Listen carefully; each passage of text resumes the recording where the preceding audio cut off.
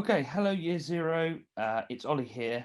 What I'm going to do with you today is I'm just going to go through how you use Photoshop to kind of touch up images that you have scanned. Okay, so this is a big one, especially for kind of drawers, illustrators, animators, games designers. When you're creating concept art in your sketchbook, you need to be able to get those images kind of ready.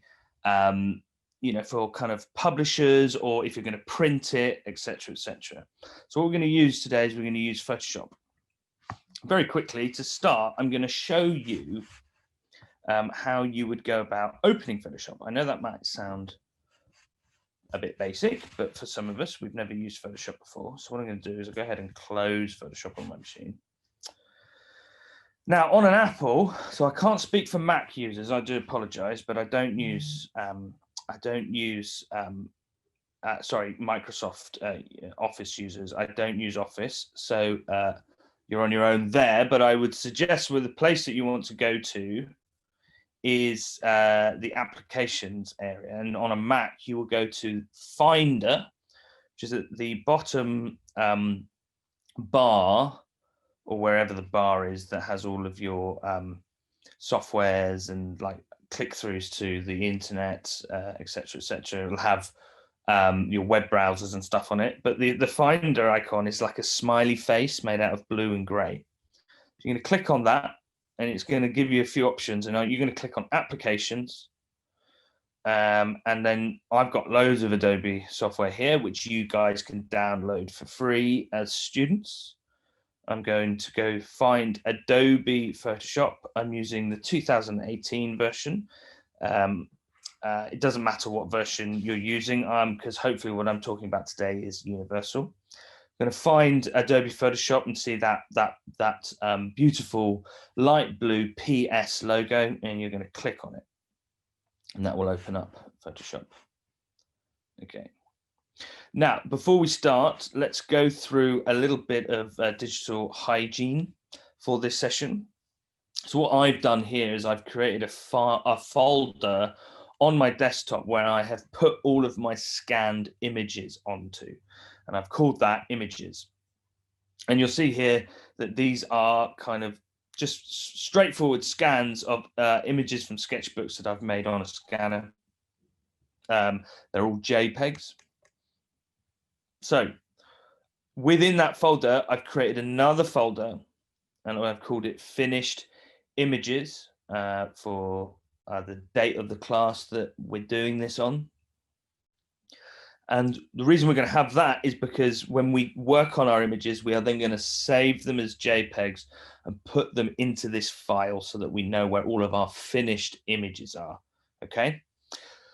So to open up an image on Photoshop, there are many ways to do it, but I suppose the most simplest would be to, when you click on Photoshop, you'll get a kind of opening page here. And what you want to do is click on Open.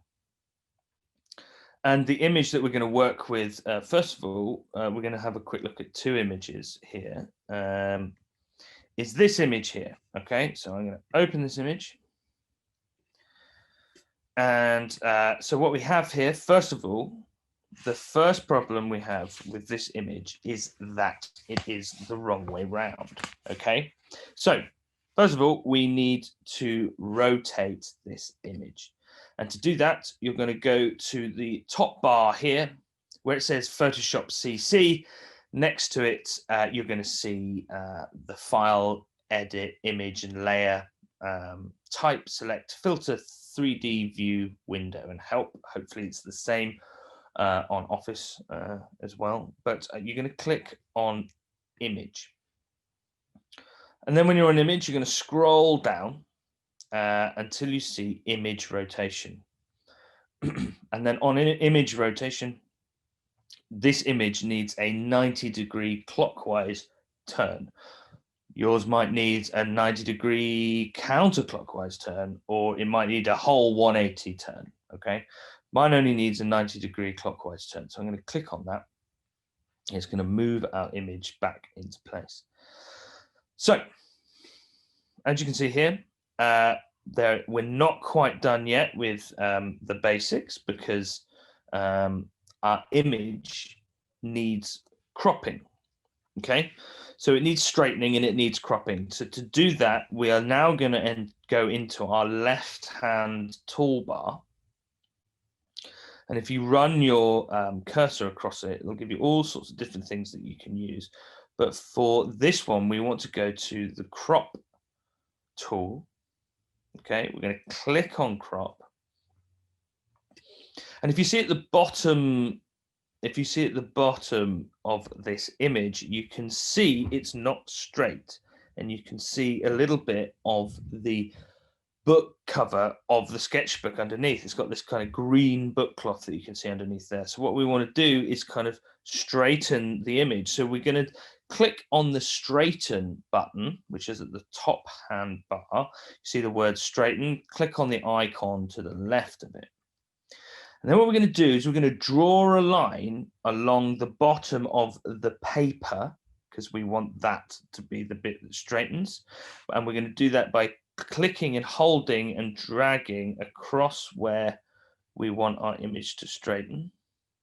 And then when you've come to the end of that page, let go. And you can see how that straightens the image there. So what we've done now is we've turned that image so it's straight with the line of the paper. And that means we can now crop our image. So the great thing about clicking the crop is it brings up our crop bars already. And the crop bar here, you can move in and out, right? And then go, and I'm going to crop into the image so that I get rid of the sketchbook, the cover of the sketchbook, but I want to be able to contain my image here. When you're happy with how you've cropped that image, you're going to click on the tick button on the top right-hand corner, and then we click on that. And now let's have another look at our image. Now, I've deliberately left some of the crop or some of the page that still needs cropping to show you how you can go back. So you can see here on the top left-hand corner, we still need to crop that. And to do that, it's very, very simple. You just go back to the crop icon and click that again, and you'll have these movable bars again. And then you very simply crop it down so that we get rid of all that kind of off-paper information. And then we go back to our tick and we click on that. So there we go. We have now rotated our image. We have now straightened it and we've cropped it. Very important. Okay. Now, looking at this image, it's a black and white image, right? So we want this to be in black and white. So to do that, what I'm going to do is go to image and go to mode. And in mode, you will have color profile selections here, okay? And these are really important in understanding kind of what kind of file you want to create, right? So I think we've talked about this, or you should have heard about this before, of different kind of color profiles for images. So if you're going to print an image in color, you want your file to be a CMYK color, okay? If your drawing is only going to go on the internet or on a digital platform, then you only need a RGB color profile. But I'm going to show you a little cheat, because this image here should be black and white, because really it won't have any color in it. It's just a black ink drawing. So what I'm going to do is I'm going to click on grayscale. Okay.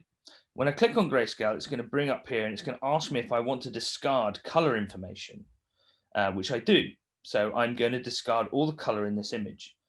But now what we've done, if we leave it on this, I can't use any color, and I might want to use color in the future, right? So I'm going to go back to my mode section, and because I'm only going to show you this image on a digital platform, I'm going to choose RGB color. So there we go.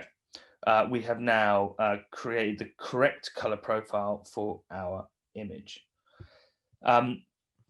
So what we're going to do now is a very important step where we are going to duplicate our image layer.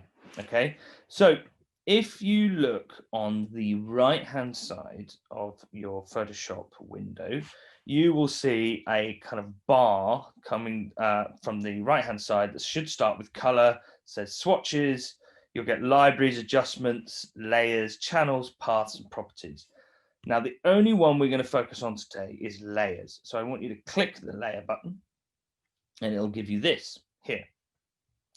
Now, you should see a kind of highlighted layer here that on the left hand side you have an eye, then you have a very small thumbnail of your image, you have the word background, and then on the right hand side you've got a padlock. First thing I want you to do is click on that padlock, so you have released your layer. Okay, then what you're going to do is on the bottom of the layers box here, you have some choices, and you're only going to use 2 of those today. But what I want you to do is find the icon that is a kind of folded bit of a bit of paper with one of the corners folded, and if you put your cursor over and leave it, it'll pop up with create a new layer. We want to do this, so you're going to click on that, and you've created a new layer. Now, that's one way to do this, but we're going to do it another way as well. So I just wanted to show you how to create a new layer. And the reason we're creating new layers is because then if you think about every time you create a layer, you put like a new piece of paper over a drawing. I just wanted to show you this, and in case it was of interest, you can draw on this layer here, press that eyeball, okay, and that layer will disappear. So you're only drawing on that layer. Okay, but let's, for the time being, delete those layers because they might not be useful for you. So select the layer and then press the bin there. And now what we're going to do is we're going to duplicate this layer here. And to duplicate our layer, we go to the top right hand corner where you will see horizontal bars, and click on that, and then click on duplicate layer. Okay, and then it'll give you the option of calling it something. I'm just going to call it copy. And then you'll see again another layer has popped up on top of your original layer.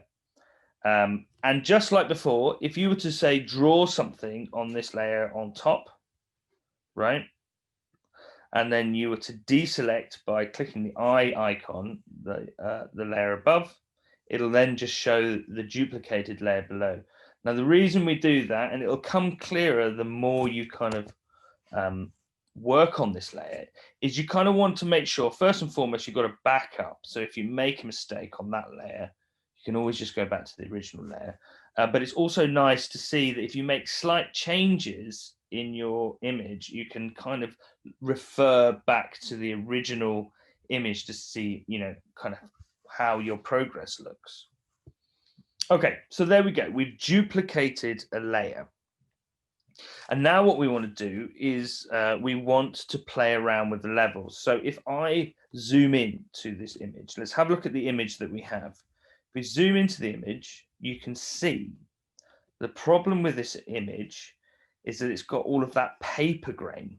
So that's the grain of the paper, the kind of bumps and grooves of the paper that the scanner will pick up by kind of shining light into it and creating shadows. And paper grain is really important to learn how to get rid of, because what we want here in this image is some smooth, clean, black lines of the brush pen here. Okay, so to do this, we're going to go back to our layer, our copy layer, and go back down to our kind of options bar at the bottom. Remember how we can create just invisible layers above like that, and if we needed to, I'm just going to delete those. Well, what we're going to do is we're going to go across with our cursor, and we're going to land on the kind of circle. There's a circle that looks like it's split in the middle, and if your cursor goes over it, it should say create new fill or adjustment layer. I want you to click on that. Okay, what we're going to look at now is we've got all sorts of wonderful options, and I do suggest that you look through all of these things and see what they do, because there's all sorts of crazy things that Photoshop does. But we're just going to focus on levels. So when you click on a level here, it'll bring up this kind of graph here. And we're going to play around with the levels of this image. Now, in this graph, we have 3 sliders. So we have a right slider, middle slider, and a left slider, a middle slider, and a right slider. Okay. When you slide the left into the middle, right, you intensify the black. When you slide the right slider into the middle, you kind of soften the white, or you intensify the white. Okay. So what we want to do is we want to make the black of that line even blacker. So we're going to slide the left-hand slider into the middle till we get a nice black quality to our line. And then notice, see how that paper grain has kind of intensified? Well, if we take our right-hand slider and we slide it in the middle, you'll start to see that paper grain disappearing. And I want you to kind of continue to do that until all of your paper grain has disappeared. If you scroll back out, you should see now that we have a really crisp image, which is great. Okay, I'm going to go back to layers, click on layers, and what I'm going to do is I'm going to merge the levels and the copy layer as well. But only do this when you're happy with what you've done with layers. Okay, so let me just do that. I'm going to merge down. Okay, click merge down, and that's merged what we've done with the levels there. It's merged it into our copy. Now, you know how I said you could check the original for the changes that you've made to your image? So I'm going to click on that eyeball and click it on and off. And you'll see that behind we have this kind of rather slightly duller version of this image, and we've brightened that image up. We've made the lines a lot more crisper, right? So I think this image is now done for what I want to use it for. I don't want to add color to it. I just want to save it as a very simple JPEG. So I'm going to go over to File. Remember, we talked about our digital hygiene. This is when this is going to come in. Okay. We're going to go down to Save As. Okay. Now, this is really, really important. Photoshop will automatically save all of its images as PSD files. We don't want to save these images as PSD files, mainly because PSD files are huge. Okay, so most of the time when you have a PSD file, it kind of saves all of the information. It doesn't compress anything. So it's got all of those layers, it's got all of that information. We don't want that, right? Because we're going to use this image a bit later on, possibly in InDesign, or you could use it on Google Slides, on PowerPoint, keynotes, etc., etc. So we want to create it into a file that's appropriate for an image, but is kind of small enough that we can kind of be using it on many different platforms. So to do that, we want to go to Format. Okay, so I'm going to click on Format, and I'm going to save it as a JPEG. So you want to click on JPEG. It's going to change it to that, and let's name our image. Okay, when it comes to digital hygiene, we want to make sure that we know what each file is. Okay, so I don't care if you want to call it Final 1, Finished Imaged 1, Running Man, or whatever, right? But make sure that what you name it as is logical in your head. So I'm going to name it as Running Man. And I'm going to go into Desktop. I'm going to go to my Images section. And remember, we created that finished image file. I'm going to click on that. I'm going to save my Running Man as a JPEG, and I'm going to save it to that. Now, when you click on JPEG, you're going to have a choice here of how you would like that JPEG saved, and it's giving you a kind of quality of your image here. And if you've got large file and small file, I would suggest that you always save as the largest file size, which will be kind of quality 12. Okay, and don't worry about any of the others. Just make sure it's a nice clean file, because you're changing any of the file sizes on Photoshop, not on here. Okay, so there you go. Click OK. It saved that. We go back just to double check. Click on our images folder. Go on finished image, and we have our Running Man JPEG. Double click on that, and there you go. Right. So just as a comparison, here's our final image, and then here is the original image. Oh, it should be somewhere. Where's the original image? There's our original image. Let's see if we can get that one up as well. So we've gone from here to here in a few easy steps. Right, so that's the end of this video. I'm going to make another video where I bring in a color image. It's not a lot of difference, but we're just going to play around with the color of a color image a little bit, just so you can see how you do that. But for any of your black and white line drawings, I would advise using this. Please don't get frustrated if it doesn't look quite the same, especially pencil drawings. You're gonna have to play around with those levels quite a bit to make sure that the pencil starts to come through. You want to try and just clean up that image as much as possible. Okay, so good luck with that one, and come back soon for the color image. Okay, goodbye.